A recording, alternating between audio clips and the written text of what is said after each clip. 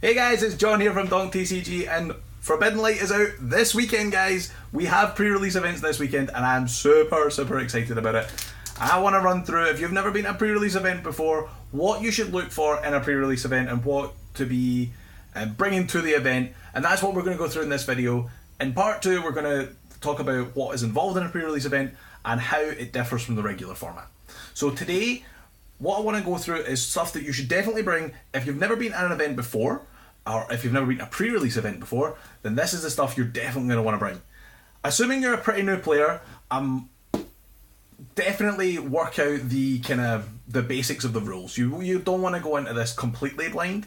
I would definitely maybe try and have a couple of games online. They have a really nice tutorial system online, and it is free to play online if you've never played it before. And that will teach you the basics of the game, and that's really all you need is the basics of the game and a vague idea of deck building. Where I would say if you have one of these elite trainer boxes, you have everything you need to start playing. It holds a good amount of cards, which you will need for the event, and you will definitely get everything you need as far as additional extras for the event.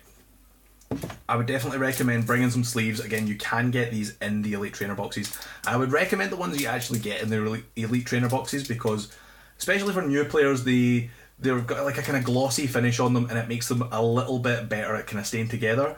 And the other sleeves that you can get from stores tend to be a kind of matte finish, but I would definitely recommend the glossy finish for new players. The matte finish can be a little bit slidey for new players, but definitely bring some sleeves. You can end up pulling some pretty good cards out of these new sets, and if it's something that you're only dabbling in, you maybe want to try out a couple of times and then maybe you don't end up playing Pokemon for a long time, you want to sell these cards on, and definitely these sleeves will keep them in a really nice condition, especially if you're going to be playing with them at the event.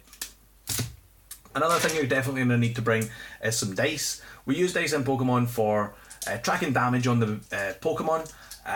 Definitely bring as many dice as you can get your hands on. You do get some in the elite trainer boxes that I mentioned earlier. The elite trainer boxes are definitely the best way to get prepared for one of these. However, if you don't have that sort of stuff, chances are your store that you're visiting will sell dice, and anytime you can support the store, whether it be buying dice, pre-release events, packs, whatever it happens to be, it's always good to support your local store. So I would definitely recommend doing that. Another thing you're going to need is GX counter. You might need burn counter, poison counter. You may also need these. Do come in these kind of waxy coin type things. They're hard kind of plastic. You get these in the elite trainer boxes. However, if you don't have these, just make them out of a bit of paper. Burn, poison, GX. That's really all you need. Apart from that, you will need a coin. Grab a coin for.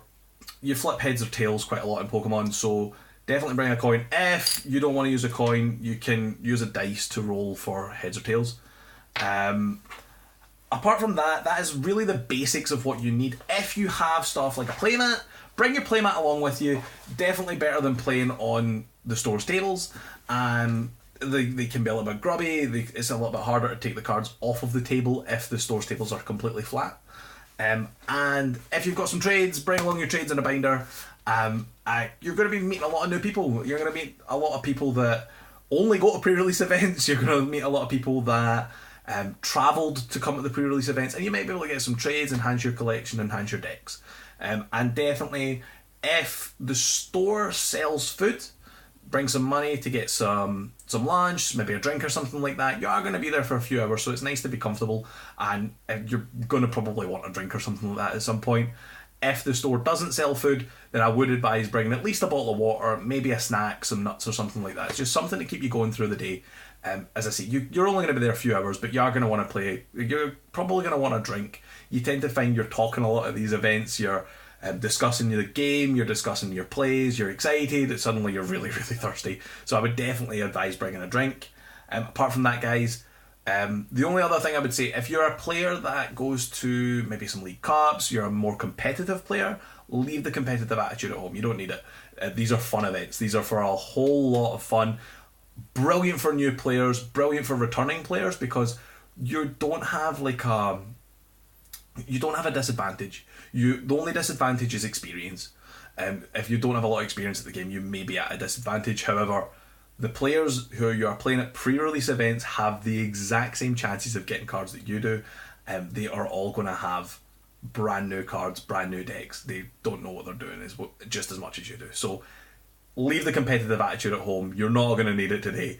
These are fun events, and yeah, have fun. Honestly, these are my favourite type of events, and I really hope you guys enjoy them too.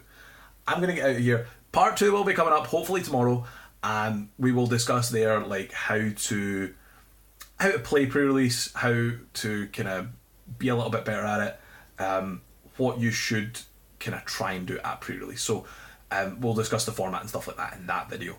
Thanks very much for watching though, guys. I'm going to get out of here. I'll see you next time. Bye bye.